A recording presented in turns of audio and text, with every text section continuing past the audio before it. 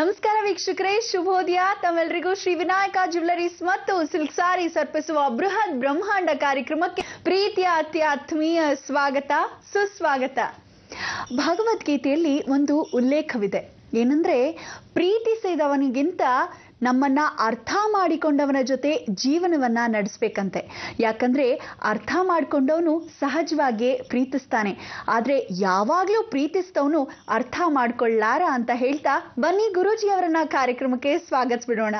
ಶ್ರೀಯುತರು ಶ್ರೀ ಸಂಪೂರ್ಣ ಸನಾತನ ಧರ್ಮ ಸಂರಕ್ಷಣಾ ಸಮಿತಿಯ ಸಂಸ್ಥಾಪಕರು ಹಾಗೂ ಶ್ರೀ ಸಂಪೂರ್ಣ ವರಮಹಾಲಕ್ಷ್ಮಿ ಮಹಾಸಂಸ್ಥಾನದ ವ್ಯವಸ್ಥಾಪಕ ನಿರ್ದೇಶಕರು, ನಮ್ಮೆಲ್ಲರ ನಲ್ಮೆಯ ಗುರುಗಳು ಶ್ರೀೇಂದ್ರ ಬಾಬು ಶರ್ಮಾ ಗುರೂಜಿಯವರು. ಗುರುಜಿ ನಮಸ್ಕಾರ. ನಿಮಗೆ ಬೃಹತ್ ಬ್ರಹ್ಮಾಂಡ ಕಾರ್ಯಕ್ರಮಕ್ಕೆ ಎಂದಿನಂತೆ ಪ್ರೀತಿಯ ಸ್ವಾಗತ ಗುರುಜಿ. ನಮಸ್ಕಾರ ಗುರುಜಿ. ಇವತ್ತು ಮಂಗಳವಾರ, ಜೊತೆಗೆ ಇನ್ನೊಂದು ವಿಶೇಷದಲ್ಲಿ ವಿಶೇಷ ಏನಪ್ಪಾ ಅಂದ್ರೆ ಕಾಶಿ ಯಾತ್ರೆ ಪ್ರಾರಂಭ ಮಾಡಿದ್ದೀರಾ. ಇವತ್ತು ಯಾವ ವಿಶೇಷವಾದ ವಿಸ್ಮಯವಾದ ವಿಷಯ ತಿಳಿಸ್ತೀರಾ? ಇವತ್ತು ಎಲ್ಲ ವೀಕ್ಷಕ ಬಾಂಧವರಲ್ಲಿ ಸ್ವಾಗತ, ಸ್ವಾಗತ, ಸುಸ್ವಾಗತ ನಿಮ್ಮೆಲ್ಲರ ಬ್ರಹ್ಮಾಂಡ ಲೋಕಕ್ಕೆ. ಜೀವನಾದ್ಯಂತ ಸ್ವಾಗತನ ಮಾಡತಕ್ಕಂಥ ಏಕೈಕ ಬ್ರಹ್ಮಾಂಡ ಲೋಕದ ದೈವಾನುಗ್ರಹ ಭಕ್ತಪ್ರಿಯರೇ, ಇವತ್ತಿನ ದಿವಸ ಬುಧ ವಕ್ರ ಪ್ರಾರಂಭ ಅಂತ ಕರಿತೀವಿ, ವಕ್ರತ್ಯಾಗ ಅಂತೀವಿ. ಇವತ್ತಿನಿಂದ ವಕ್ರತ್ಯಾಗವನ್ನು ಮಾಡಬೇಕಾದ್ರೆ ನೀವೆಲ್ಲ ಪ್ರತಿಯೊಬ್ಬ ಮನುಷ್ಯ ಆ್ಯಂಟಿ ಕ್ಲಾಕ್ ವೈಸಲ್ಲಿ ಹೋಗ್ತಾ ಇರತಕ್ಕಂಥ ಗ್ರಹ ವಕ್ರ ಅಂತ ಕರಿತೀವಿ. ವಕ್ರತ್ಯಾಗ ಅಂದರೆ ತಿರ್ಕೊಂಡು ಹಿಂದಿಂದೆ ಹೋಗಬೇಕು ಅಂತ. ಗ್ರಹಗಳು ಸಾಧಾರಣವಾಗಿ ನೀವು ನೋಡ್ಬೋದು, ಮೇಲಿಂದ ಒಂದು ಗುಂಡು ಚೆಂಡನ್ನು ಹಿಂಗೆ ಹಾರಿಸಿದ್ರೆ ಆ ಗಾಜಿನ ಗ್ಲಾಸಲ್ಲಿ ಡರ್ರ ಅಂತ ಹಿಂಗೆ ಬರುತ್ತೆ, ತಿರುಗಿ ಆ ವೈಬ್ರೇಷನ್ಸಲ್ಲಿ ಮತ್ತೆ ವಾಪಸ್ ಹಿಂಗೆ ಹೋಗಿ ಬಂದು ಆಮೇಲೆ ಸೆಟ್ಲ್ ಆಗುತ್ತೆ. ಹೌದಾ? ಅದನ್ನು ಒಂದು ಚೆಂಡನ್ನು ನೀವು ಹಾಕಿದಾಗ ಗೊತ್ತಾಗತ್ತೆ, ಒಂದು ಗಾಜಿನ ಗ್ಲಾಸಲ್ಲಿ ಮೇಲ್ಭಾಗದಿಂದ ಬಿಟ್ಟಾಗ ಕೆಳಗಡೆಯಿಂದ ಮೇಲಕ್ಕೆ. ಹಾಗೆ ಭೂಮಿಯನ್ನು ಸುತ್ತಾ ಇರತಕ್ಕಂಥ ಈ ಗ್ರಹದಲ್ಲಿ ಬುಧ ಗ್ರಹ ಅಂತಕ್ಕಂಥದ್ದು ಬಹಳ ಮುಖ್ಯವಾಗಿರ್ತಕ್ಕಂಥ ವಿಚಾರ. ಸೂರ್ಯನಿಗೆ ಭಾಳ ಹತ್ತಿರ ಇರತಕ್ಕಂಥ ವಿಚಾರ ದುಡ್ಡು, ಧನಪ್ರಾಪ್ತಿ, ಆರೋಗ್ಯ, ತದನಂತರ ಹೊಟ್ಟೆ, ಜಠರ, ಜೀರ್ಣಶಕ್ತಿ, ಧನಪ್ರಾಪ್ತಿ ಜೊತೆಗೆ ಹೆಂಡತಿಯ ಪ್ರಾಪ್ತಿ, ಭೂಪ್ರಾಪ್ತಿ, ನಿವಾಸದ ಪ್ರಾಪ್ತಿ, ಎಲ್ಲರೂ ದಡ್ಡ ಶಿಖಾಮಣಿಗಳಿಗೆ ಬುದ್ಧಿ ಪ್ರಾಪ್ತಿ, ವಿದ್ಯಾದಾನೇಂಚ ಕರಿಷ್ಯೆ, ಆ ವಿದ್ಯೆಯಲ್ಲಿ ಜ್ಞಾನ ಶಕ್ತಿಯನ್ನು ಕೊಡ್ತಕ್ಕಂಥವನು ಬುಧ. ಅಪಂಸಕ ಗ್ರಹನಾಗಿರ್ತಕ್ಕಂಥ ಇವನು ಚಂಚಲ, ಸ್ವಬುದ್ಧಿ ಇಲ್ಲ, ಇನ್ನೊಬ್ಬರ ಬುದ್ಧಿ. ಅದರಿಂದ ಅವನು ಯಾರ ಜೊತೆ ಇರ್ತಾನೆ?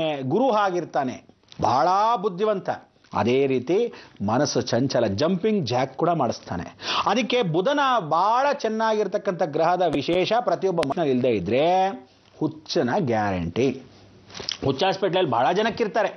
ಈ ಬುಧ ವಕ್ರವಾಗಿರ್ತಕ್ಕಂಥವನು ವಕ್ರ ತ್ಯಾಗವನ್ನು ಮಾಡಬೇಕು ಅಂದರೆ, ಫಾರ್ ಎಕ್ಸಾಂಪಲ್, ಎಲ್ಲರೂ ಪೇಪರ್ ಮೇಲೆ ಇವತ್ತಿನ ದಿವಸ ಪ್ರಿನ್ಸಿಪಾಲು ಎಲ್ಲ ಎಕ್ಸಾಮಲ್ಲಿ ಇರ್ತಕ್ಕಂಥ ಎಕ್ಸಾಮಿನೇಷನಲ್ಲಿ ಕರೆಕ್ಷನ್ಸ್ ಮಾಡ್ತಾ ಇರೋ ಸಮಯದಲ್ಲಿ ವಕ್ರವಾಗಿ ಹೋಗ್ತಕ್ಕಂಥದ್ದು, ಇದನ್ನು ಹ್ಯಾಂಡ್ ರೈಟಿಂಗ್ ಅರ್ಥ ಆಗಿಲ್ಲ, ಏನಕ್ಕೊಂದು ಮಾರ್ಕ್ಸ್ ಕೊಡಬೇಕಲ್ಲ. ವಕ್ರ ತ್ಯಾಗ ಅಂತಕ್ಕಂಥದ್ದು ಇನ್ನೊಂದು ಮೇಷ್ಟ್ರ ಹತ್ರ ಇದು ಹೋಗಿದ್ದ ಪಕ್ಷದಲ್ಲಿ ನಿನಗೆ ಅರ್ಥವಾದರೆ ನೀನು ಮಾರ್ಕ್ಸ್ ಕೊಡ್ಬೋದು, ನನಗೆ ಅರ್ಥವಾಗಿಲ್ಲ, ನಾನು 0 ಇದ್ದೀನಿ. ವಕ್ರ ತ್ಯಾಗವಾದ ಪಕ್ಷದಲ್ಲಿ ಅವನು ಅಕಸ್ಮಾತ್ ಪರಿಶೀಲನೆ ಮಾಡಿ ಹೋಗಲಿ, ಏನೋ ಕಷ್ಟಪಟ್ಟು ಓದಾದರೂ ನಾನು ಮಾರ್ಕ್ಸ್ ಕೊಡ್ತೀನಿ ಅಂತ ಬೇರೆ ಮೇಷ್ಟ್ರ ಹತ್ರ ಅವನು ಹೋದರೆ ರೀ ಎಕ್ಸಾಮಿನೇಷನ್ ಇರಲ್ಲ. ಇಲ್ಲದೇ ಇದ್ರೆ ಇವನಿಗೆ ಶೂನ್ಯ. ವಕ್ರ ತ್ಯಾಗ ಮತ್ತೊಂದು ಮೇಷ್ಟ್ರ ಹತ್ರ ಹೋದಾಗ. ಅದಕ್ಕೆ ಜೀವನದಲ್ಲಿ ನಿಮಗೆ ಏನು ಆಗಿದೆ, ಆಗದೇ ಇರೋವಂಥ ಘಟನೆ ನಡಿಬೇಕು ಅಂದಾಗ ಆಗ್ತಾ ಇರೋದು ಆಗದೇ ಇದ್ದ ಹಾಗೆ ಮಾಡ್ಬಿಡ್ತಾನೆ. ಈ ರೀತಿ ವಕ್ತ್ಯಾಗ ಅಂತಕ್ಕಂಥ ಒಂದೊಂದು ಸಮಯದಲ್ಲಿ ಒಂದೊಂದು ದಿನ ಯಾವ್ಯಾವ ಗ್ರಹ ಎಲ್ಲೆಲ್ಲ ಹೋಗುತ್ತೆ. ಇವನು ಬರ್ತಕ್ಕಂಥ ಬುಧ ಗ್ರಹನೂ ನಾವುಗಳು ನೋಡಿದಾಗ ಜಲರಾಶಿಯವರೆಗೂ ಬಂದಾಗ ಅಲ್ಲಿ ಶನಿ ಲಾಭದಲ್ಲೂ ಕೂತಿದ್ದಾನೆ, ವ್ಯಯದಲ್ಲೂ ಕೂತಿರ್ತಾನೆ. ಅಂದರೆ ಇವನು ಕನ್ಯಾ ರಾಶಿಯಲ್ಲಿ ಕೂತಿದ್ದಾಗ ಲಾಭದಲ್ಲಿ ಶನಿ ಇರ್ತಾನೆ, ವೃಶ್ಚಿಕ ರಾಶಿಗೆ ಹೋದಾಗ ವ್ಯಯದಲ್ಲಿ ಶನಿ ಬರ್ತಾನೆ. ಆ ಮೇಷನ ಗ್ರಹದಲ್ಲಿ ಸರಿಯಾಗಿ ಗಮನ ಇಟ್ಕೊಂಡು ನೋಡ್ಕೊಳ್ಳಿ, ಯಾರ್ಯಾರಿದ್ದಾರೆ. ಬುಧನ ಜೊತೆ ರಾಹು, ವೃಶ್ಚಿಕ ರಾಶಿಯಲ್ಲಿ ರಾಹು ಕೂತ್ಕೊಂಡಾಗ ಏನೋ ಪಾತಾಳ. ಹಳೇದನ್ನ ಮೆಲಕ್ ಹಾಕೋ ಸಮಯ ಅಂದರೆ ಹಳೇದನ್ನ ಎತ್ತಾಕೋ ಸಮಯ. ಅಂದರೆ ಯಾವ ಕಾಲಕ್ಕೂ ಭೂಮಿ ಹಳೇದಾಗಿರ್ತಕ್ಕಂಥ ಭೂಮಿಗಳು, ಹಳೇದಾಗಿರ್ತಕ್ಕಂಥ ನೀರುಗಳು, ಒಳಭಾಗದಲ್ಲಿ ಆಳವಾಗಿರ್ತಕ್ಕಂಥದ್ದು, ಕಣ್ಣಿಗೆ ಕಾಣದೇ ಇರತಕ್ಕಂಥ ಗಾಳಿಯು, ವಿಶೇಷವಾಗಿರ್ತಕ್ಕಂಥ ಜಲ ಸಮೃದ್ಧಿಯಲ್ಲಿ ನೀವು ಅಗ್ನಿ ಜ್ವಾಲೆಯನ್ನು ಕಾಣಬಹುದು. ಯಾಕೆಂದರೆ ವೃಷಭ ರಾಶಿಯಲ್ಲಿ ಕೂತಿರ್ತಕ್ಕಂಥ ಕೇತು ಅಲ್ಲೇ ಕೂತಿದ್ದಾನಲ್ವೇನ್ರಿ, ಆ ಕೇತು ಗುಪ್ತವಾಗಿ ಸೀಕ್ರೆಟ್ ಅಂದರೆ ಒಳಭಾಗದಿಂದ ಜ್ವಾಲಾಮುಖಿಯನ್ನು ನೀರಿಂದ ತಾನೆ. ಇದು ಎಲ್ಲಿಂದ ಮಾಡ್ತಾನೆ? ನೀರಿಂದ.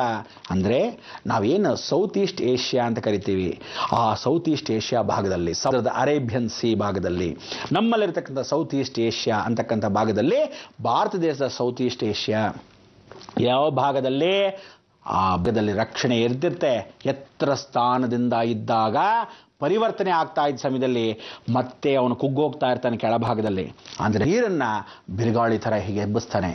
ಅಲ್ಲಿ ಎಬ್ಬಿಸೋ ಸಮಯಕ್ಕೆ ಎಲ್ಲೆಲ್ಲಾಗತ್ತೆ ಅಂದರೆ ಇಂಡೋನೇಷ್ಯಾ ಭಾಗ, ಸುಮಾಲ್ಟಾ ಭಾಗದಲ್ಲಿ ಏನು ಆಗಿತ್ತೋ ಅದು ಆಗಾಗಿತ್ತು. ಇನ್ನು ವಿಶೇಷವಾಗಿ ಈ ಕಡೆ ಬರ್ತಾ ಇದ್ದಾನೆ.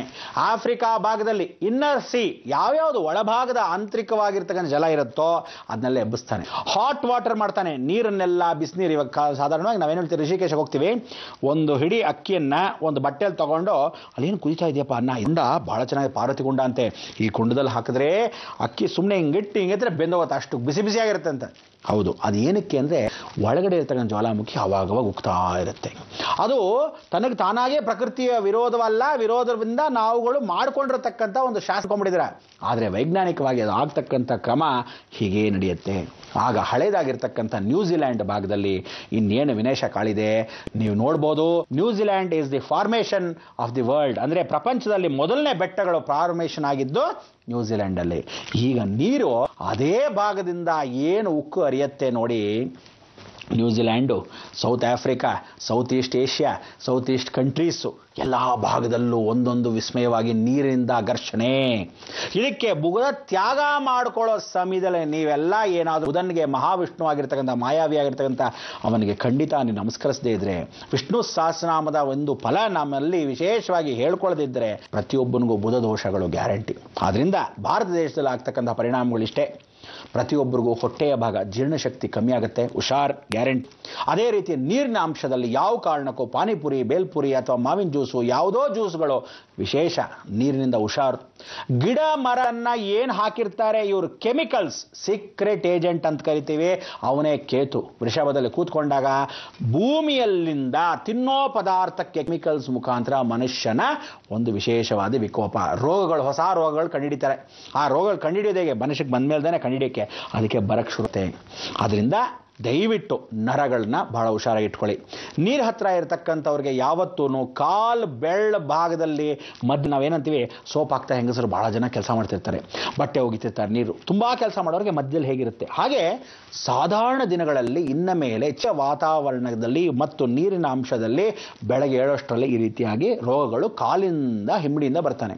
ಅಂದರೆ ನಾನು ಮೊದಲೇ ಹೇಳಿದ್ದೀನಿ, ತಂದ್ರೆ ಮೇಷರಾಶಿ, ಕಾಲು ಪಾದ ಅಂತಕ್ಕಂಥದ್ದು ತುಲಾರಾಶಿ, ಹೀಗೆ ಒಂದೊಂದು ದೇಹಕ್ಕೆ ಇದು ತಲೆ, ಇದು ಕಣ್ಣು, ಇದು ಸೊಂಟ ಅಂತ ಹೇಳ್ಕೊಂಡು ಬಂದಿದ್ದೆ.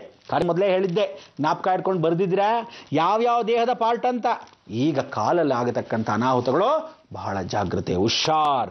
ನಳನ್ನ ಯಾವ ಕಾಲಕ್ಕೂ ನೀವು ಸರಿಯಾಗಿ ನೋಡ್ಕೊಳ್ದಿದ್ದ ಪಕ್ಷದಲ್ಲಿ, ನೀರಿನಂಶ ದೇಹದಲ್ಲಿ ಸರಿಯಾಗಿ ಇಲ್ಲದೇ ಇದ್ದ ಪಕ್ಷದಲ್ಲಿ ಪ್ರತಿಯೊಬ್ಬ ಮನುಷ್ಯನಿಗೆ ಒಂದು ದಿನದಲ್ಲಿ 1.5 ಲೀಟರ್ ಪಕ್ಷ ಕನಿಷ್ಠ ಪಕ್ಷ ನೀರು ಅಂಶ ಇರಬೇಕು.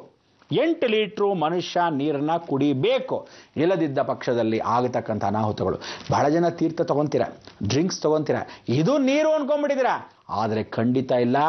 ಮೂತ್ರಪಿಂಡಗೆ ಬರ್ತಕ್ಕಂಥ ರೋಗಗಳು ಹೆಚ್ಚು, ಅಂದರೆ ಇನ್ಫೆಕ್ಷನ್ಸ್ ಹೇಗೆ ಬರುತ್ತೆ? ಪಬ್ಲಿಕ್ ಟಾಯ್ಲೆಟ್ಸ್ ಯೂಸ್ ಮಾಡ್ತಕ್ಕಂಥ ಜಾಗದಲ್ಲಿ ಭಾಳ ಜನ, ಸರ್ಕಾರ ಕೆಲಸ ಮಾಡ್ತಕ್ಕಂಥವ್ರು, ರೋಡಲ್ಲಿ ಕೆಲಸ ಮಾಡ್ತಕ್ಕಂಥವ್ರು, ಅಂಗಡಿಗಳಲ್ಲಿ ಕೆಲಸ ಮಾಡೋರು, ಯಾರ್ದಾರು ಕಾರ್ಖಾನೆ ಕೆಲಸ ಮಾಡೋರಿಗೆ ಪಬ್ಲಿಕ್, ನಾವು ಬೈಲಲ್ಲಿ ಹೊಟ್ಟೋದ್ರೂ ಯೋಚನೆ ಇರಲ್ಲ, ಆದರೆ ಪಬ್ಲಿಕ್ ಟಾಯ್ಲೆಟ್ಸ್ ಇರುತ್ತಲ್ಲ ಆ ಜಾಗದಲ್ಲಿ ಇನ್ನ ಮೇಲೆ ಹುಷಾರ್. ಅಂದರೆ ಏನು ಹೇಳ್ತೀವಿ, ರಾಹು ಅಂದರೆ ರೋಗಕಾರಕ, ಬುಧನ ಜೊತೆ ಕೂತಿಯಾನೆ, ಹುಷಾರ್ ಹುಷಾರ್ ಹುಷಾರ್. ಇನ್ನಷ್ಟು ಹುಷಾರನ್ನ ಏನು ಎತ್ತ ಅಂತ ತಿಳಿಸೋಕ್ಕೆ ನೀವು ಕಾಯ್ತಾರಿ.